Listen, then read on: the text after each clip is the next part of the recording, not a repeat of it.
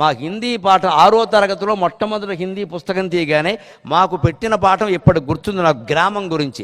గావు హమారా పరమ మనోహర్, తారోం జైసే చమక్రకేకర్, కృషక్ హమారా అంతఃశ్రమకర్, మిట్టీ సే దేతే సోనాకర్. గావు హమారా పరమ మనోహర్. మా గ్రామాలు ఎంత అందంగా ఉన్నాయి, చాలా అందంగా ఉన్నాయి. నా గ్రామం చాలా అందంగా ఉంది. ఎందుకని? తారోం జైసే చమక్రకేగర్, ఆకాశంలో నక్షత్రాలు ప్రకాశిస్తున్నంత అందంగా ఉంది. అగ్గర ఇవన్నీ ఇళ్ళన్నీ కూడా అలా ప్రకాశిస్తున్నాయి ఆకాశంలో నక్షత్రాల్లాగా. ఎందుకని? కారణం ఏమిటి? కృషక్ హమారా అంతః శ్రమకర్. మా రైతులు రాత్రింబవళ్ళు కష్టపడుతున్నారు, అందుకని మా గ్రామం అందంగా ఉంది. ఈ ఒక్క మాట పిల్లలకి చెప్పగలిగితే రైతుల బట్ట గౌరవం కలగదండి. జై జవాన్ జై కిసాన్ అని చెప్పినట్టు కాదు. వెంటనే జవాన్ ప్రసక్తి కూడా తీసుకొచ్చి మంచు కొండల్లో, సియాచిన్ కొండల్లో వాళ్ళు బతకలేక చచ్చిపోతున్నారండి. 10,000 మంది ఉన్నారు అక్కడ. ఈ మధ్య పత్రికల్లో వ్యాసాలు వచ్చాయి, అన్నం తినలేకపోయాను నేనైతే, ఇంత కష్టపడుతున్నారా, మన సోదరులేనా అందరూ మన భారతీయులు ఎలా బతుకుతున్నారండి? టీ కాచుకోవడానికి 3 గంటలు పడుతుందట. 3 గంటలు, 3 నిమిషాలు టీ ఆలస్యం అయితే ప్రాణాలు పోయేవారు ఉన్నారు మనలో. పైగా మన దగ్గర టీచర్ అంటే లెక్క ఏమిటంటే టీయాం చరతి ఇది టీచర్. టీలో చరించేవాడే టీచరు. పాఠం చెప్పినా చెప్పకపోయినా గంటకోసారి టీ తాగా. చాయ్ కూడా ఇవ్వకపోతే ఎవడ చెప్తాడా అంటాడు ఈయనంతే. మరి 3 నిమిషాలు ఛాయ్ ఆలస్యం అయితే మనం ఉండలేం కదా.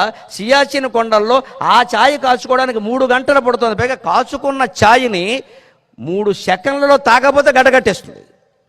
అంత ప్రమాదకరమైన పరిస్థితుల్లో ఉన్నారమ్మా మన సైనికులు. ఒకరిద్దరు కాదండి, బెటాలియన్ అంటే 1000, 10,000 మంది సైనికులు ఉన్నారమ్మా. 10 బెటాలియన్లు ఉన్నారు అక్కడ ఉన్న ప్రమాదం. ఓ పక్క చైనా, ఓ పక్క పాకిస్తాన్.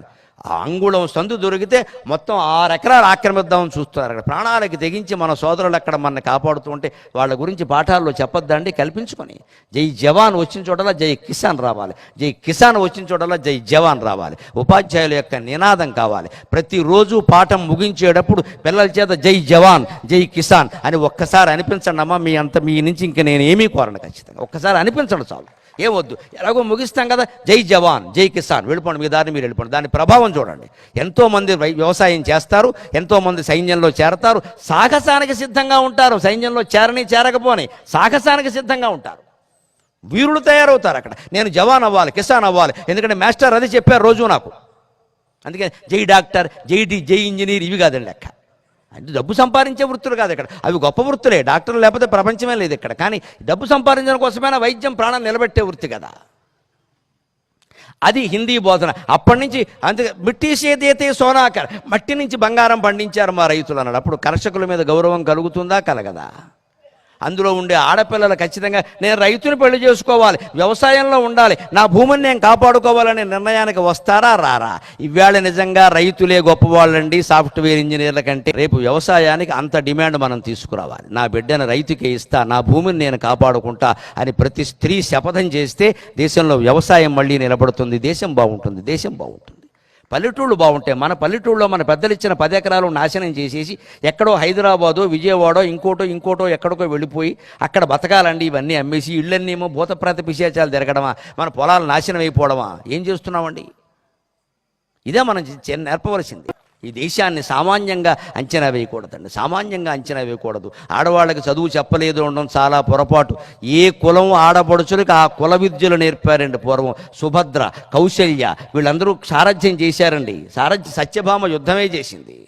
క్షత్రియ కుల స్త్రీలకి యుద్ధ విద్యలు నేర్పారు, బ్రాహ్మణ స్త్రీలకి యజ్ఞానికి సంబంధించిన విద్యలు నేర్పారు. ఇతర కమ్మరి అన్ని కులాల్లో చూసుకోండి మీరు. భర్త లేకపోతే వాళ్ళు వచ్చి పనిచేస్తారండి అక్కడ ఖచ్చితంగా.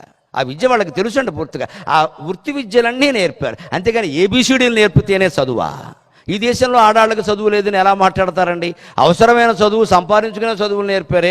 వితంతు అయిపోయినా సరే కనీసం ఒత్తులు చేసుకోవమ్మా, కార్తీక మాసంలోనే 4 డబ్బులు వస్తాయని నేర్పారమ్మా. ఒత్తులు చేయడం నేర్పారు ఇక్కడ.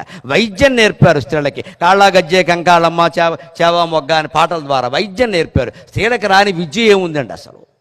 అన్ని విద్యలు నేర్పితే వీళ్ళ దిక్కుమాలిన ఇంగ్లీషు విద్యలు నేర్పలేదు కదా అని ఈ దేశంలో స్త్రీలకు చదువు లేదని వెధవలు ఎవరో రాయడమును, ఆ చరిత్రలు మనం నమ్మడం ఉన్నాయి ఇక్కడ. వాడి చదువే చదువా? మన చదువు కాదా? అసలు చదువు అంటే ఏమిటో తెలుసా వీళ్ళకి? దాన్ని బతకనేర్చిన విద్య చదువు కాదా? అది తెలుగు అయితే, ఇంగ్లీష్ అయితే, ఏదైతే వాడు బతుకుతున్నాడు. వాడికి చదువు, వేరే చదువు ఎందుకండి? అది చదువు కాదా?